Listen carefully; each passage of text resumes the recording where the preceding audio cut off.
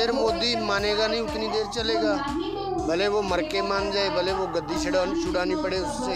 बिहार के लोग पंजाबी लोगों की बात छेती मानेंगे, उनको पता है ये पंजाब जाते रहते हैं, इसीलिए बिहार दूसरी स्टेटों से पहले जागरूक होगा। किसान आंदोलन जो चल रहा है ये हिंदुस्तान के अंदर सिर्फ नहीं, पूरी दुनिया के अंदर आज तक का सबसे बड़ा और सबसे लंबा आंदोलन है। उसको बनाने के लिए संसद का सहारा नहीं लिया गया है। वो अडानी और अंबानी के दफ्तर में तैयार हुए बिल वहाँ से प्रधानमंत्री को भेजा गया।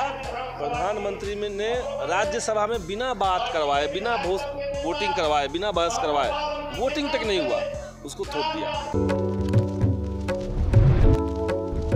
नमस्कार, मेरा नाम है संजय कुमार और आप देखना शुरू कर चुके हैं 10D न्यूज़। इस वक्त मैं मौजूद हूँ पटना के गर्दनी बाग में, जहाँ पब्लिक लाइब्रेरी में भाकपा माले द्वारा किसान महासभा का आयोजन किया गया है। किसान मजदूर महापंचायत बुलाया गया है, जो तमाम ज़िले से, बिहार के कई ऐसे ज़िले से किसान यहाँ पहुँचे हैं।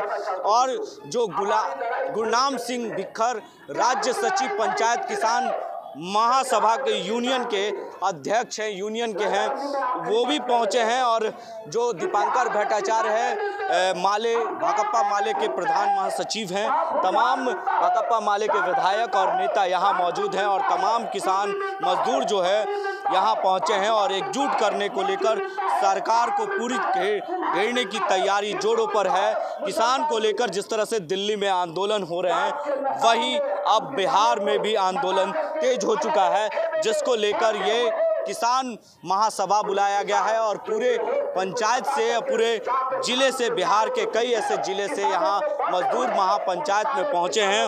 और तमाम मुद्दों पर किसान को लेकर, जिस तरह से किसानों के साथ अत्याचार हो रहा है, केंद्र सरकार जो है 3 कृषि कानून को लेकर जिस तरह से किसान आंदोलन कर रहे हैं और केंद्र सरकार उनकी बातों को मानने के लिए तैयार नहीं है, वही आंदोलन का असर जो है आज पटना के गर्दनी बाग पब्लिक लाइब्रेरी में भी देखने के लिए मिल रहा है।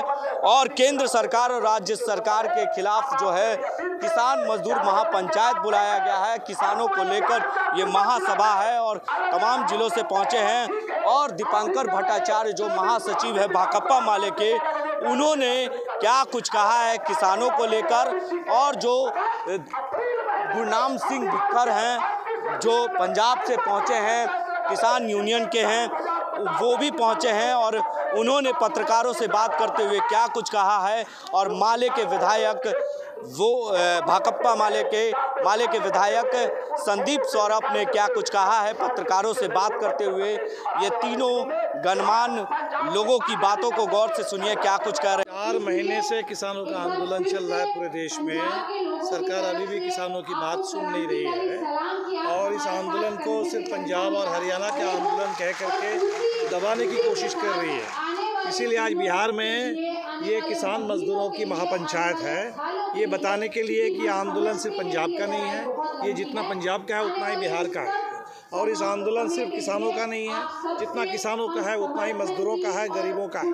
क्योंकि ये जो तीनों कानून है, इसका सबसे ज़्यादा दुष्परिणाम बिहार ने झेल चुका है। सबसे कम बिहार में किसानों को कीमत मिल पाती है, सबसे कम बिहार में खरीद होती है।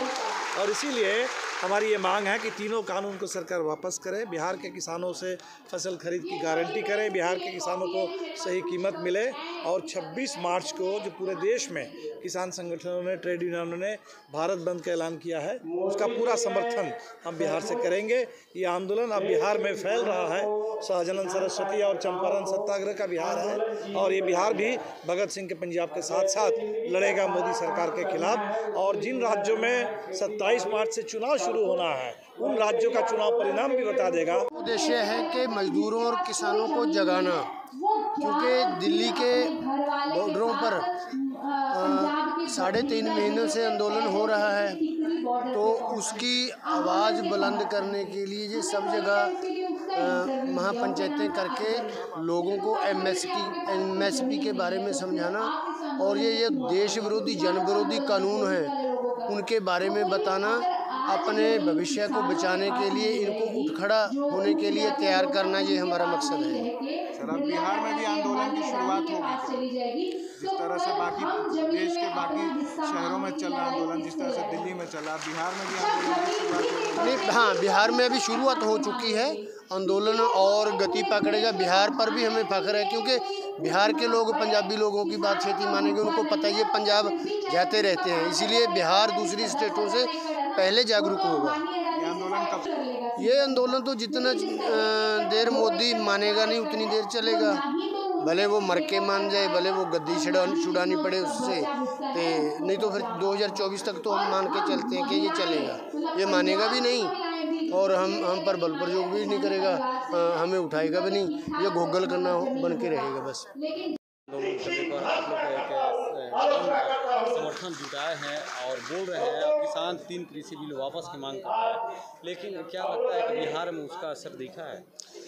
देखिए, किसान आंदोलन जो चल रहा है ये हिंदुस्तान के अंदर सिर्फ नहीं, पूरी दुनिया के अंदर आज तक का सबसे बड़ा और सबसे लंबा आंदोलन है। सबसे बड़ा आंदोलन, इतनी संख्या में किसी आंदोलन में भागीदारी नहीं हुई और 111वां दिन हो चुका है। 250 से ज़्यादा किसानों की जान चली गई है। किसानों की एक सिंपल मांग है कि हमें अगर बेहतर नहीं कर सकते हो, हमारी मांगों को अगर पूरी नहीं कर रहे हो, तो कम से कम हमारे पास जो है उसको तो मत छीनो। लेकिन सरकार आमादा है कि हम कृषि कानून लाएंगे और ये सबको पता है कि जो कृषि कानून है उसको बनाने के लिए संसद का सहारा नहीं लिया गया है। वो अडानी और अंबानी के दफ्तर में तैयार हुए बिल वहाँ से प्रधानमंत्री को भेजा गया। प्रधानमंत्री ने राज्यसभा में बिना बात करवाए, बिना वोटिंग करवाए, बिना बहस करवाए, वोटिंग तक नहीं हुआ, उसको थोप दिया। तीनों ही कृषि कानून समझिए कि न सिर्फ किसानों के खिलाफ है, बल्कि इस देश की तमाम आबादी को एक झटके में महंगाई में ढकेलने वाली है। उस कानून में जो बातें हैं उसमें समझिए कि खेत किसान का होगा, लेकिन मर्जी किसान की फिर नहीं चलेगी। जैसे आज़ादी के पहले नील की खेती के लिए अंग्रेज ज़बरदस्ती दबाव बनाते थे कि आपको नील की ही खेती करनी पड़ेगी, उस तरह का कानून पूरा है। अब इस पूरे कानून का जो इम्पैक्ट है वो कोई सीमित नहीं है, सिर्फ पंजाब में, सिर्फ हरियाणा में, ऐसा नहीं है। वो सेंट्रल गवर्नमेंट की तरफ से पूरे देश के खेती के स्ट्रक्चर को बदलने का एक कानून है। तो निश्चित तौर से बिहार के अंदर भी उसका दुष्प्रभाव तो आएगा।